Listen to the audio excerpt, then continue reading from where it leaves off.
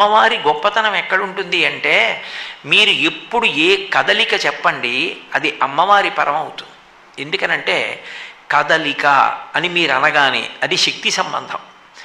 ఏ కదలిక అయినా అమ్మవారి అనుగ్రహంతోనే జరుగుతుంది. నేను ఇప్పుడు మాట్లాడాలంటే మాట్లాడడం అన్న కదలిక నాలో ఉన్న వాయువు కదిలి పైకొచ్చి బ్రహ్మరంధ్రం దగ్గరికి ఎడితే ఇప్పుడు వెళ్ళకూడదు బయటికి అట్నించని వెనక్కి తోసేస్తే అది నా నోట్లోకి వచ్చేటప్పటికి నా మెదడులో వచ్చినటువంటి ఆలోచనలకు అనుగుణంగా కదిలినటువంటి నాలుక చేత నొక్కబడినటువంటి వాయువు సొట్టలు పడి అక్షరములు పదములై పదములు వాక్యములై పైకి వచ్చి నా భావం మీ చెవుల గుండా వెళ్ళి మీకు అర్థమయ్యేటట్టుగా నేను చెప్పగలగడం అన్న కదలికలన్నీ కూడా పరదేవత యొక్క అనుగ్రహమే.